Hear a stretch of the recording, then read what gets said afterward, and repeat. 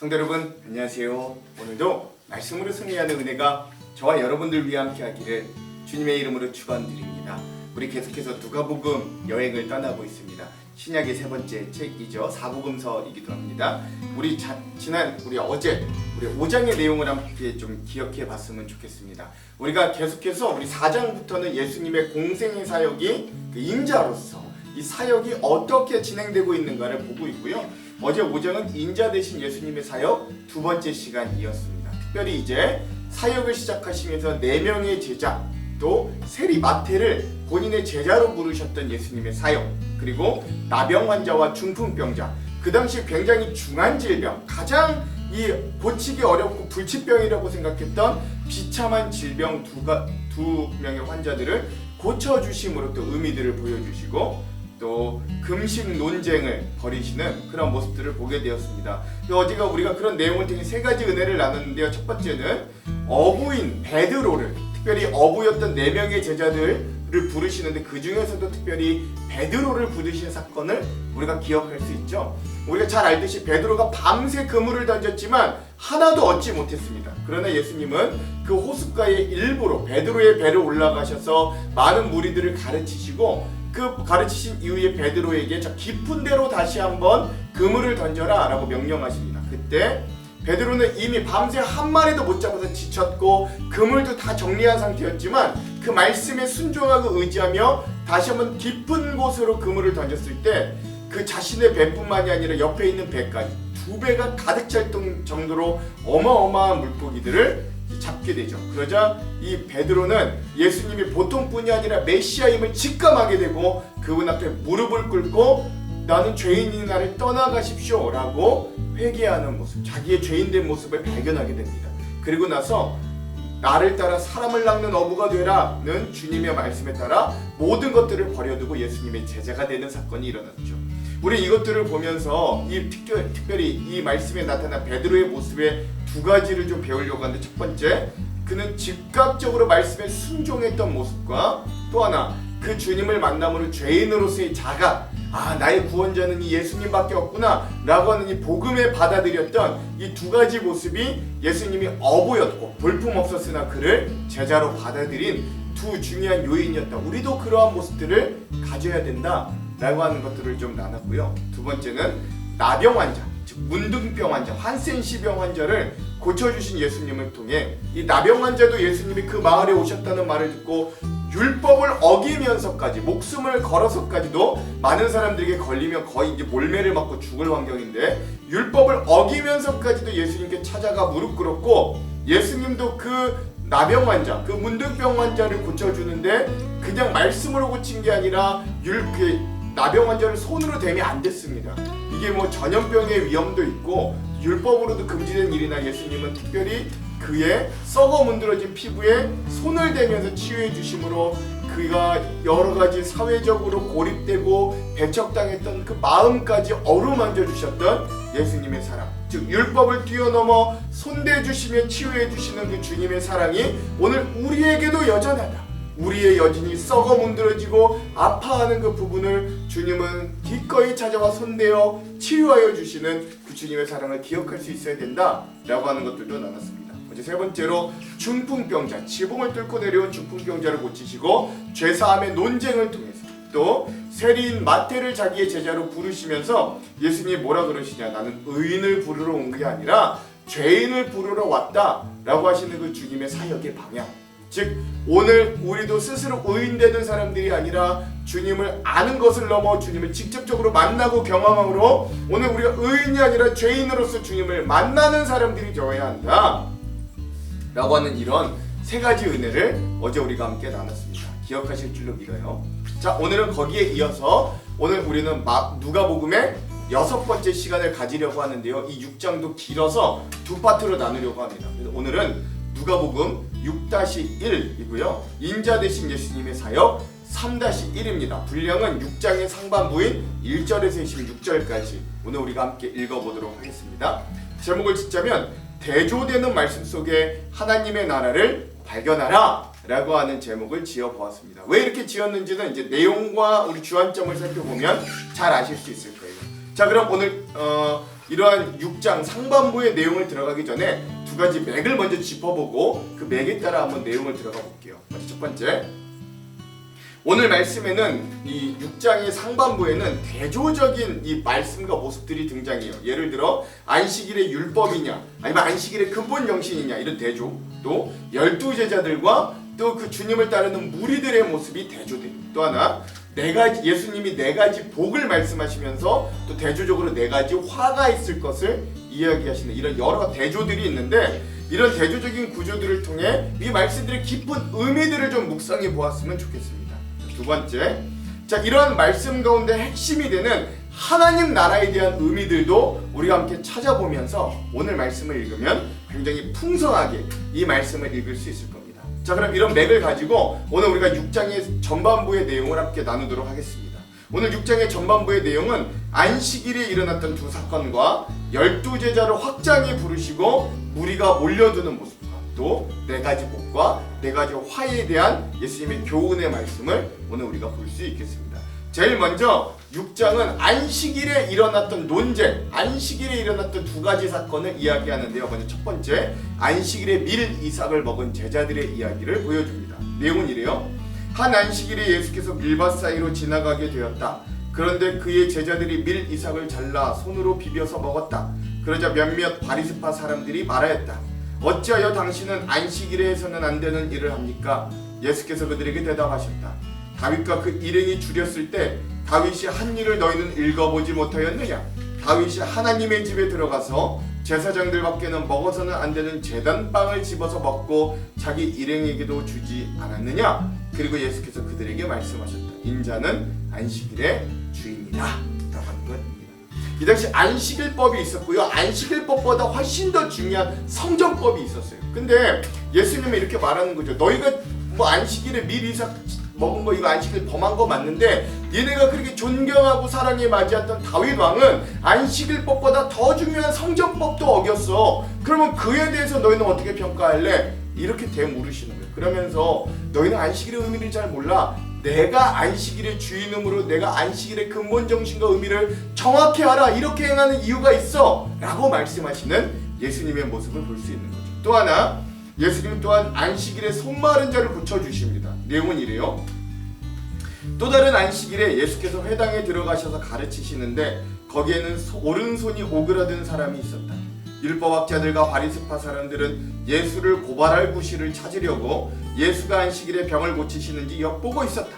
예수께서 그들의 생각을 아시고 손이 오그라든 사람에게 이렇게 말씀하셨다. 일어나서 가운데에 서라. 그래서 그는 일어나 섰다. 예수께서 그들에게 말씀하셨다. 너희에게 물어보겠다. 안식일에 착한 일을 하는 것이 옳으냐, 악한 일을 하는 것이 옳으냐, 목숨을 건지는 것이 옳으냐, 죽이는 것이 옳으냐? 예수께서 그들을 모두 둘러보시고 그 사람에게 명하셨다. 내 손을 내밀어라. 우리가 전에도 이야기했죠. 내 손이 고쳐졌다, 내 손이 나았다, 내가 죄사함을 받았다, 이렇게 말하지 않으셨어요. 왜? 여기 함정이 이미 펼쳐져 있는 걸 알았기 때문에 그냥 너의 손을 내밀라 라고 말씀을 하신 겁니다. 그렇지, 그 사람이 그렇게 하니 그의 손이 회복되었다. 그들은 화가 잔뜩 나서 예수를 어떻게 할까 하고 서로 의논하였다 라고 이야기하는 거죠. 그러니까 만약에 네 손이 고쳐졌다 라고 하면 의료행위를 한 것이라 이게 걸려들 건데 그냥 손을 내밀라고 했는데 고쳐진 거잖아요. 예수님의 굉장한 지혜를 볼 수 있는 거예요. 자, 이렇게 안식일에 밀 이삭을 먹은 제자들과 또 이 안식일에 손 마른 자를 고친 예수님의 모습이 어떤 의미를 가지고 있는가, 깊은 의미는 우리가 뒤에 주안점에서 함께 더 나눠보도록 할게요. 자, 그 이후에 12명의 제자를 이제 확정하여 임명하시고 또 많은 무리들을 따르는 예수님의 모습을 볼 수 있습니다. 먼저 12사도를 임명하세요. 내용은 이렇습니다. 그 무렵에 예수께서 기도하려고 산으로 떠나가서 밤을 새우면서 하나님께 기도하셨다. 즉 예수님은 이제 정말 자기의 사역과 함께할 제자들을 세우기 전에 먼저 밤새 기도하심으로 준비하셨던 모습을 볼 수 있어요. 날이 밝을 때에 예수께서 자기의 제자들을 부르시고 그 가운데서 12를 뽑으셨다. 그는 그들을 사도라고도 부르셨는데 12은 베드로라고 이름 지어주신 시몬과 그의 생 안드레, 그리고 야고보와 요한과 빌립과 바돌로메와 마테와 도메와 알피오의 아들 야고보와 열심당원이라고도 하는 시몬과 야고보의 아들 유다와 배반자가 된 가룟 유다이다 라고 이야기하면서 이제 12명의 제자들이 온전히 세워졌음을 이야기합니다. 그 이후에 예수님은 무리들이 예수님께로 나오는 모습 또한 이 누가복음은 예수님께 보여줍니다. 즉 12명의 제자를 세웠고 한편에서 수많은 무리들이 예수님을 따르는 거예요. 예수께서 그들과 함께 산에서 내려오셔서 평기에 서셨다. 거기에 그의 제자들이 큰 무리를 이루고 또 온 유대와 예루살렘과 두로 및 시돈 해안 지방에서 모여든 많은 백성이 큰 무리를 이루었다. 그들은 예수님의 말씀도 듣고 또 자기들의 병도 고치고자 하여 몰려온 사람들이었다. 악한 귀신에게 고통을 당하던 사람들은 고침을 받았다. 온 무리가 예수에게 손이라도 대보려고 애를 썼다. 예수에게서 능력이 나와서 그들을 모두 낫게 하였기 때문이다 라고 합니다. 12명의 제자들을 주님의 목적과 의미가 있어 세우셨어요. 그리고 그에 따라 또 수많은 사람들이 전국에 소문이 나서 각지에서 예수님께로 몰려들었습니다. 근데 중요한 건 뭐냐면 이들의 목적이 어디 있냐? 이들은 자기들의 병 고침에 목적이 있어 주님께 나왔다라고 하는 포인트도 여러분 잊지 마십시오. 그래서 12명의 제자를 세우고 수많은 무리도 예수님을 따르는 이 대조적인 모습이 어떤 의미가 있는가 하는 주안점에서 더 자세히 살펴볼게요.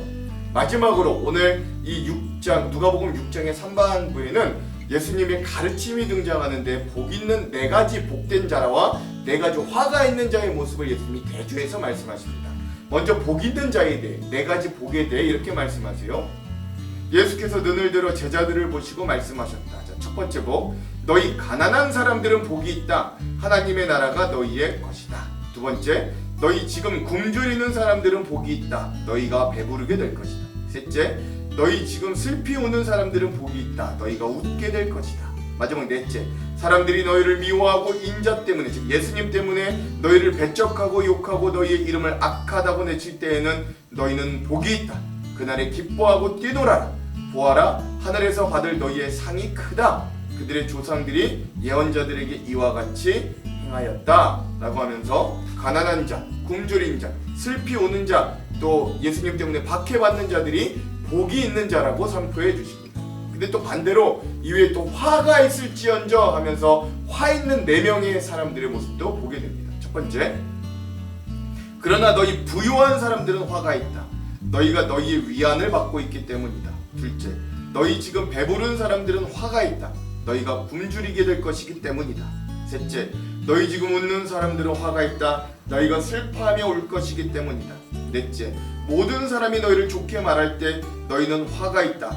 그들의 조상들이 거짓 예언자들에게 이와 같이 행하였다 라고 하면서 복 있는 자와는 반대로 부유한 자, 배부른 자, 웃고 있는 자, 저 사람들에게 칭찬받는 자는 오히려 화가 있다고 선포하시는 주님의 말씀도 보게 됩니다. 또 이런 대조의 말씀들은 어떤 의미가 있는가는 우리가 주안점에서도 확실히 한번 나눠보도록 할게요. 자, 그러면 오늘 이 누가복음 6장의 상반절 이 부분의 핵심 구절을 한번 살펴보겠습니다. 오늘 이 6장 3반부의 핵심 구절은 20절에서 23절이에요. 제가 한번 읽어볼게요. 예수께서 눈을 들어 제자들을 보시고 이르시되 너희 가난한 자는 복이 있나니 하나님의 나라가 너희 것이미요 지금 줄인 자는 복이 있나니 너희가 배부름을 얻을 것이미요 지금 우는 자는 복이 있나니 너희가 웃을 것이미요 인자로 말미암아 사람들이 너희를 미워하며 멀리하고 욕하고 너희 이름을 악하다 하여 버릴 때에는 너희에게 복이 있도다. 그날에 기뻐하고 뛰놀라. 하늘에서 너희의 상이 큼이라. 그들의 조상들이 선지자들에게 이와 같이 하였느니라. 아멘. 오늘 이 4가지 복이 있는 사람들의 모습에 이 예수님의 말씀을 오늘 이 6장 누가복음 6장 3반부의 핵심 구절로 삼아 보았습니다. 자, 그럼 오늘 이 부분 6장 상반부의 주안점 3가지를 함께 살펴보고 오늘 이 부분에 대한 말씀을 한번 읽어보도록 할게요. 먼저 첫 번째, 오늘 우리는 6장 상반부를 함께 읽어볼 건데요. 먼저 안식일에 일어났던 2 사건들에 대해서 함께 좀 살펴보려고 합니다. 안식일의 2 사건은 이러해요. 첫 번째 사건은 예수님의 제자들이 이 배고파 시장길을 느끼던 차에 밀밭 사이로 지나가게 돼요. 그 밀 이삭을 손으로 비벼 먹었던 사건입니다. 바리새인들은 이 제자들의 행동을 유심히 살펴보았어요. 그러자 그들의 눈에 율법을 범하는 모습이 드디어 포착된 거예요. 이래서는 안 되는 안식일에도 밀 이삭을 자름으로 추수하고 수확한 죄가 있었고, 그것을 손바닥으로 비빔으로 탈곡한 죄, 또 껍질을 풀어 날림으로 키질을 한 죄, 그것을 먹었다는 건 바로 안식일에 음식을 장만한 죄 등 여러 가지 안식일을 범한 죄가 성립되었습니다. 지금 우리 관점으로 보면 상당히 쪼잔해 보이지만 당시 유대교 지도자들의 관점에서 본다면 안식일에 아무 노동도 하지 말라는 안식일의 율법을 예수님의 제자들이 명백히 어긴 거예요. 또 다른 안식일의 사건은 예수님께서 오른손이 마른 사람을 고쳐주셨는데, 이건 역시 의료행위를 하는 일을 함으로 안식일을 어긴, 율법을 어긴 행동이라고 비난했던 것입니다.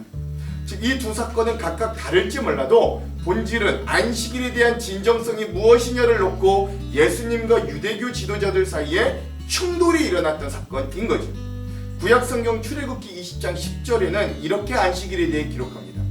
일곱째 날은 내 하나님 여호와의 안식일인즉 너나 내 아들이나 내 딸이나 내 남종이나 내 여종이나 내 가축이나 내 문 안에 거무는 객이라도 아무 일도 하지 말라. 아멘. 그렇습니다. 즉, 바리새인들의 말대로 안식일에는 아무 말도 하지 말라고 성경에 기록된 건 사실이에요. 그러나 하나님께서 인간들에게 안식일을 제정하셨던 참뜻은 세속적인 일로 인해 휴식을 가지지 못하는 사람들에게 강제로라도 휴식을 가지도록 하기 위해서였습니다.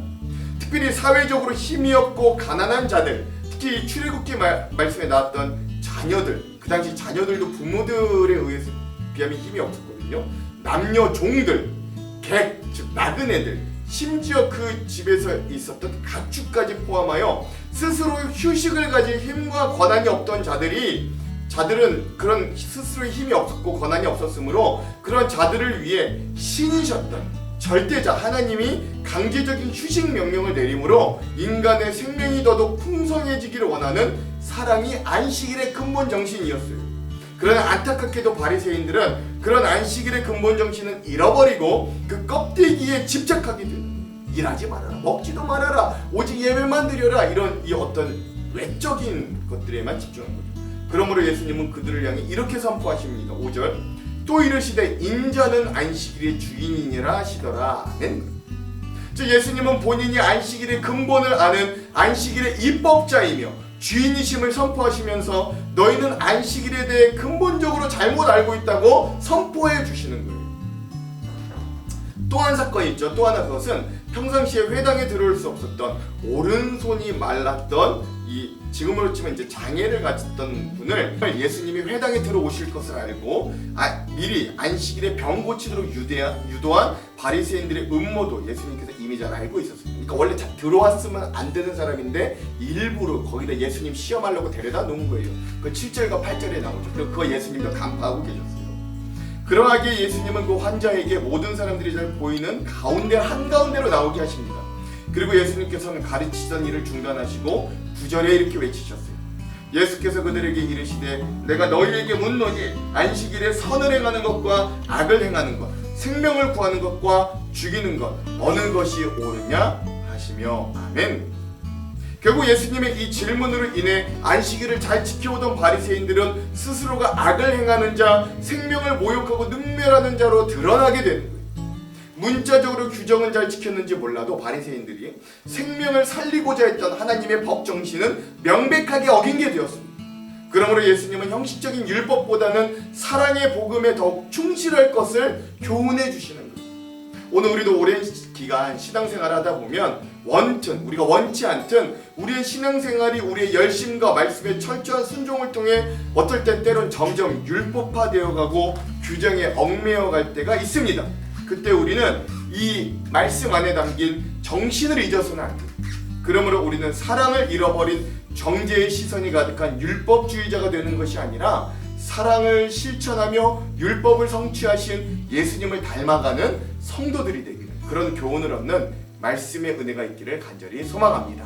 두 번째, 오늘 6장의 상반부에서 우리가 살펴볼 두 번째 주제는 12제자를 삼으신 예수님의 모습이에요. 12절에서 16절은 예수님은 많은 제자들 중에서도 12명을 택하여 그의 사도로 삼으신 장면이 등장합니다. 그리고 그 이후에 나오는 17절에서 19절을 보면 수많은 무리가 사람들이 예수께서 선포하시는 말씀과 병고침을 받기 위해 모인 장면이 또한 등장합니다. 이 두 장면은 우리에게 중요한 포인트를 줌을 기억할 수 있습니다. 그것은 수많은 사람들이 예수님을 쫓았지만 그들이 모두 제자와 사도는 될 수 없었다는 사실입니다. 왜냐하면 그 무리들의 대부분은 자신들의 필요를 해결하기 위해 예수님을 쫓은 자들이었기 때문이었어요. 다른 복음서인 요한복음 6장에 보면 이 기적을 보고 예수님을 쫓아온 자들에게 너희가 나를 찾는 건 표적을 본 까닭이 아니요 떡을 먹고 배부른 까닭이다 라고 오병이어를 하신 이후에 그 무리들을 평가하시는 예수님의 모습을 볼 수 있습니다. 그들은 예수님께서 이 땅에 오신 이유와 목적을 알지 못했고 오직 그들의 필요를 해결하기 위해 예수님께 나왔던 무리들이었던 거예요. 17절 예수께서 그들과 함께 내려오사 평지에 서시니 그 제자의 많은 무리와 예수님의 말씀을 듣고 병고침을 받으려고 유대 사방과 예루살렘과 두로와 시돈의 해안으로부터 온 많은 백성도 있더라. 아멘. 그렇죠. 자, 그래서 우리는 좀 돌아볼 수 있어야 돼요. 우리가 교회에 나와 하나님 앞에 예배드리는 게 무엇을 목적으로 하는가 좀 곰곰이 우리 스스로를 되돌아볼 수 있어야 됩니다. 잘못된 기복신앙으로 이 땅의 축복만을 바라고 종교적인 생활을 하고 있다면 예수님의 말씀을 듣고 기적을 보았던 수많은 무리처럼 결국에는 나중에는 예수님을 십자가에 못 박으라고 외칠 수 있는 사람으로 돌변할 수 있다는 걸 우리가 좀 기억할 수 있어야 됩니다. 그러나 예수님께서 세우신 12명의 제자들은 세상적인 면만으로 보기에는 다들 흠이 있고 볼품이 없고 특출날 것이 없는 자들이었어요.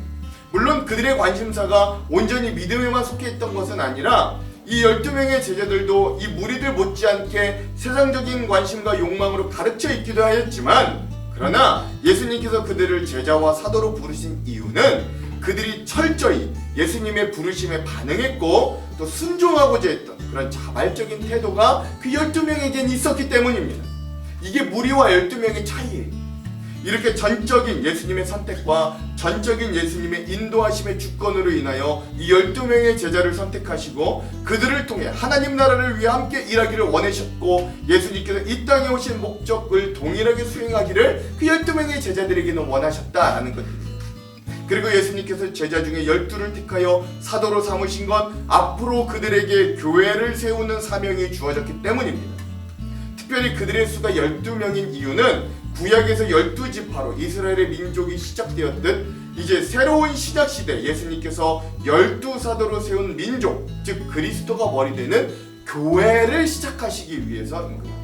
이 땅에 하나님의 나라라는 그 새로운 나라를 시작하기 위해 12지파가 있듯 12제자를 세우신 거죠. 오늘 우리는 그러한 제자들의 반열에 서 있는 자들입니다. 목회자만 제자가 아니라 중직자만 제자가 아니라 우리 믿는 모든 성도는 다 예수 그리스도의 제자입니다. 예수님의 제자는 자기를 부인하고 자기의 십자가를 지고 예수님을 주인이라고 고백하며 예수님을 따라가는 삶을 살아가는 자들이에요.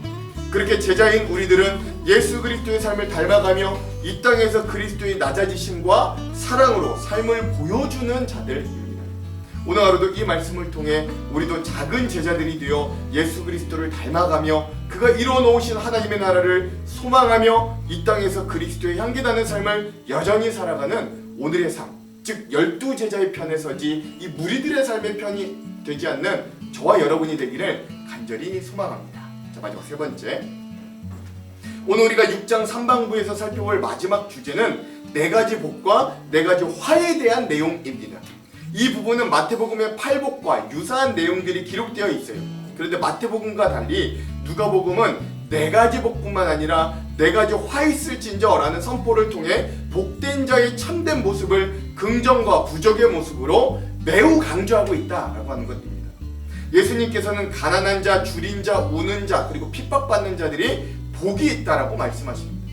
이들은 단지 외형적인 가난과 불행에 처한 자들만을 의미하지는 않아요. 오히려 이들은 그러한 상황으로 인해 자신의 영혼이 가난함을 느끼는 겸손한 자들이고 하나님의 말씀에 갈급함을 느끼는 자들이었습니다. 또한 자신의 죄를 슬퍼하는 자들임과 동시에 하나님 나라를 위해 기꺼이 손해와 고난을 받기를 감수하는 자들이기도 했어요. 이런 자들에게 주시는 하나님의 복은 이 세상의 것들뿐만 아니라 배부르게 하시고 기뻐하게 하는 것뿐만 아니라 영원한 하나님 나라의 기쁨과 영광이 마련되어 있음을 알려주시는 겁니다. 이와 반대로 예수님은 부유한 자, 배부른 자, 웃는 자, 그리고 칭찬을 받는 자는 화가 있다고 말씀하십니다. 이들은 결국 현실에서 자기가 가지고 있는 것에 만족과 행복을 누리며 하나님의 뜻보다는 자신들의 뜻에 맞게 살아가는 자들의 대표들입니다. 그리고 결국 이들의 인생의 종착 지점은 화를 받고 자신들이 누리는 것을 모두 빼앗기는 신세가 된다고 강력하게 말씀하십니다. 즉 이런 예수님의 복과 화의 원리는 세상의 잣대와는 정반대가 되는 것이죠. 세상 사람들이 복이라고 생각하는 건 오히려 화가 있는 것으로 정의하고, 또 세상 사람들이 불행하다고 생각하는 건 오히려 복되다고 정의하고 계십니다. 왜냐하면 이것은 하나님의 나라의 원리가 적용되고 있기 때문에 그렇습니다. 요한복음 15장 19절에는 하나님 나라로 그의 삶의 자리를 옮긴 자들의 원리가 이렇게 표현되어 있어요. 너희가 세상에 속하였으면 세상이 자기의 것을 사랑할 것이나 너희는 세상에 속한 자가 아니요 도리어 내가 너희를 세상에서 택하였기 때문에 세상이 너희를 미워하느니라. 아멘. 그렇습니다. 이제 그리스도인들에게는 세상의 복에 대한 논리가 적용되지 않는다라는 거예요. 이제 새로운 복에 대한 논리가 이 믿는 자들에게 적용되는데, 제자들에게 적용되는데, 예수 그리스도를 닮아가는 관계 속에서 하나님 나라의 복으로 적용됩니다. 여전히 세상과 사단은 이 땅에서의 복으로 인간이 온전히 행복을 누릴 수 있다고 유혹하고 가르쳐요. 거짓 선지자들은 하나님 없이도 충분히 행복할 수 있다고 사람들을 유혹합니다. 세상은 우리의 눈을 세상으로 돌리기를 원해요. 그래서 하나님 없이도 만족한 삶의 모습을 여러 가지로 보여주기도 합니다. 부자가 되어 풍요로움을 누리고 기쁨과 쾌락이 주는 즐거움 속에서 더는 하나님이 필요 없다고 자랑하기도 합니다. 그런데 이것을 신기루라고 성경은 정의합니다. 중요해요. 오히려 우리가 피하고 싶은 가난, 굶주림, 슬픔, 핍박이 복이라고 이야기해요. 왜냐하면 예수님께서 하나님 나라의 풍성함으로 이 모든 결핍과 부족함을 채워주실 것이기 때문에 그래요. 그리스도인들은 이 땅의 부족함을 예수님께서 주시는 하나님 나라의 풍성함으로 채우는 것을 경험하는 자들입니다. 그러므로 이 예수님의 말씀은 오늘 우리들에게 참으로도 도전을 줘요. 사랑하는 성도 여러분, 오늘 우리는 무엇으로 삶을 채우시겠습니까? 성경은 창고에 곡식이 쌓이는 것을 보고는 잠시 행복할 수는 있지만 영원한 행복을 누릴 수는 없다고 우리에게 이야기합니다. 우리가 채워야 할 복의 근원 되시는 예수 그리스도, 채워야 할 분은 바로 우리 예수 그리스도라는 것을 기억할 수 있기를 소망합니다.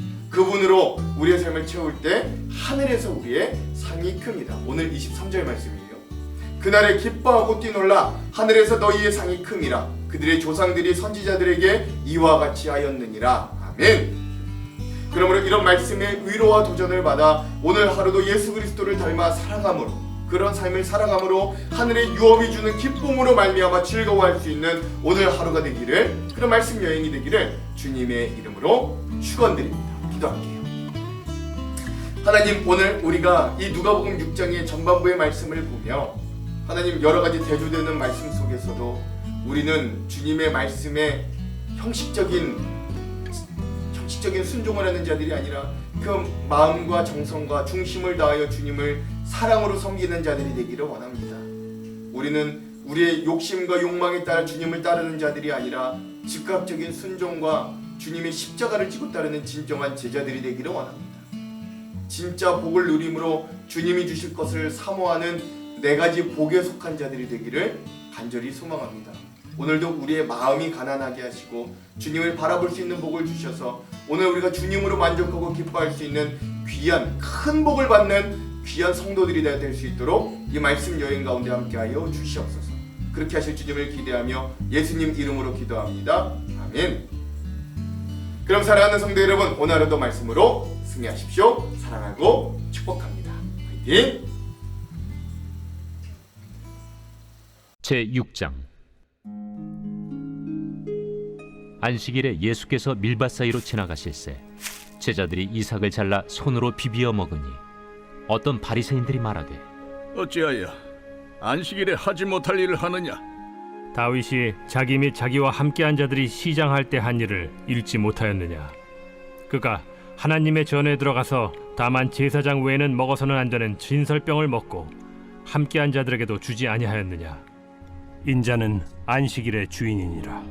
또 다른 안식일에 예수께서 회당에 들어가사 가르치실세 거기 오른손 마른 사람이 있는지라.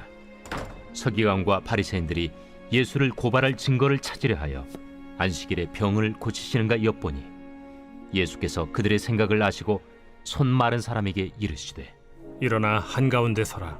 하시니 그가 일어나 서거늘 예수께서 그들에게 이르시되 내가 너희에게 묻노니 안식일에 선을 행하는 것과 악을 행하는 것, 생명을 구하는 것과 죽이는 것, 어느 것이 옳으냐? 하시며 무리를 둘러보시고 그 사람에게 이르시되 내 손을 내밀라. 하시니 그가 그리하매 그 손이 회복된지라. 그들은 노기가 가득하여 예수를 어떻게 할까 하고 서로 의논하니라. 이때 예수께서 기도하시러 산으로 가사 밤이 새도록 하나님께 기도하시고 밝음에 그 제자들을 부르사 그 중에서 12를 택하여 사도라 칭하셨으니 곧 베드로라고도 이름을 주신 시몬과 그의 동생 안드레와 야고보와 요한과 빌립과 바돌로메와 마테와 도마와 알페오의 아들 야고보와 셀롯이라는 시몬과 야고보의 아들 유다와 예수를 파는 자 될 가룟 유다라. 예수께서 그들과 함께 내려오사 평지에 서시니 그 제자의 많은 무리와 예수의 말씀도 듣고 병 고침을 받으려고 유대 사방과 예루살렘과 두로와 시돈의 해안으로부터 온 많은 백성도 있더라. 더러운 귀신에게 고난받는 자들도 고침을 받은지라. 온 무리가 예수를 만지려고 힘쓰니 이는 능력이 예수께로부터 나와서 모든 사람을 낫게 함이러라. 예수께서 눈을 들어 제자들을 보시고 이르시되 너희 가난한 자는 복이 있나니 하나님의 나라가 너희 것이며 지금 줄인 자는 복이 있나니 너희가 배부름을 얻을 것이며 지금 우는 자는 복이 있나니 너희가 웃을 것이며 인자로 말미암아 사람들이 너희를 미워하며 멀리하고 욕하고 너희 이름을 악하다 하여 버릴 때에는 너희에게 복이 있도다. 그날에 기뻐하고 뛰놀라. 하늘에서 너희 상이 큼이라. 그들의 조상들이 선지자들에게 이와 같이 하였느니라. 그러나 화 있을진저 너희 부요한 자여, 너희는 너희의 위로를 이미 받았도다. 화 있을진저 너희 지금 배부른 자여, 너희는 줄이리로다. 화 있을진저 너희 지금 웃는 자여, 너희가 애통하며 울리로다.